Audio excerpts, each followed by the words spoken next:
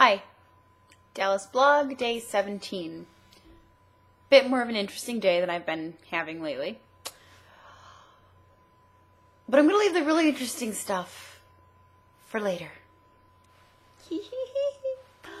Had sushi tonight.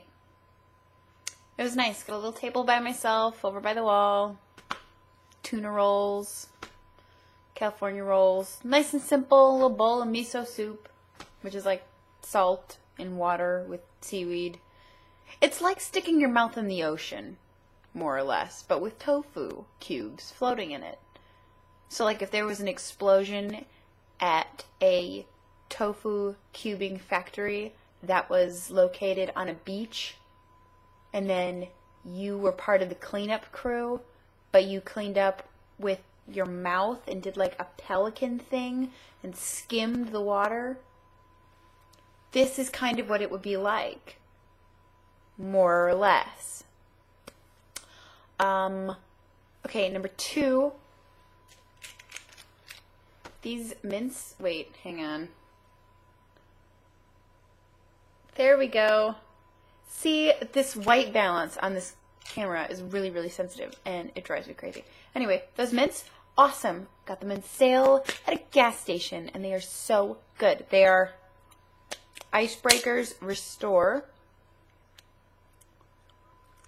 Pomegranate Lemonade. It's pretty cool, right?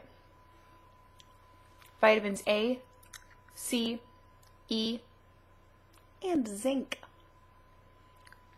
It's like sucking on a piece of metal. And I need metal. Oh yeah. Hang on.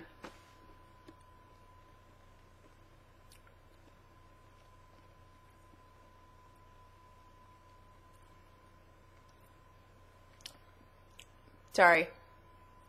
Anyway, floating around outside in the air is this gray, it sort of looks like there was a really thickly woven spider web and somebody, walked through it or drove through it or something and broke off long pieces, so they're just floating through the air. And I saw this like 4 or 5 times tonight when I was driving around. Like I saw it outside of the sushi place, and I was like, well, that's weird. It must have blown off of a roof. Okay. And then I saw it again at the gas station where I got the mints. And then again, just driving out on the road, and they catch the reflection of the headlights. And really, really weird. I don't know what this stuff is. If you have ever seen this and know what this stuff, I mean, it looks like thick gray spider webbing, just floating. Yeah, it's weird. So if you know what that is, please let me know because I'm very curious. Okay, here's the super cool. It's not cool, really. It's interesting. It's odd. Thing that I found out today. So the building that we put our new office in, it's this big rectangular box of a building. It's this big, you can't see my arms, but I'm making them like a rectangle. Picture that with me, my arms, rectangle.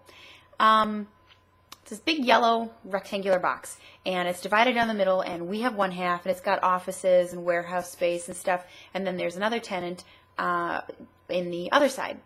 And the people who were there on our side before us, they were there for like 3 years, and it was weird when we first moved in because they were out before their, like, you must be out by this date, which is unusual, and they had the place super, super clean. And I mean, not that people are usually rude about the way they leave a building, but I mean, this was like impeccably sparkling, okay?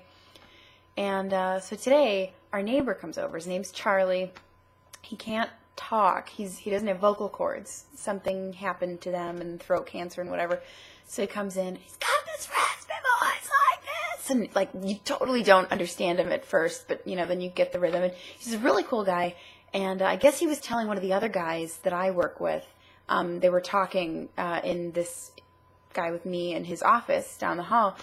And so all I could hear was my guy responding because the other guy, just his voice does not carry. And so our our work guy was telling us over lunch today. He's like, yeah, you know, Charlie was telling me about the tenant who was here before us, and I guess they were a biomed hazardous waste cleanup company, and I knew that they did like biohazard like cleanup stuff. I don't remember why or what I saw, but I knew that's what they did. But what they actually do is decontaminate materials after suicides. Charlie was telling our guy that he's like, yeah, you know, they'd throw out bloody mattresses in the dumpster out in front of the building all the time. And vehicles would be towed in and out through the gate and into the warehouse and stuff with bullet holes through the roof. And those are the only two examples that our guy gave us, and I don't know if he was told more, and I don't really want to know any more. But it was stuff I never thought about that. I never thought about that. I think I kind of assumed that your family would just take that stuff and throw it away. And maybe you would if nobody from the legal side of things knew about it. But I mean, you know, when you have them involved, you know, then they tell you things like, duh, you cannot put, you know, blood into a garbage can like that. It's, you know, it's a health hazard and it's a whatever.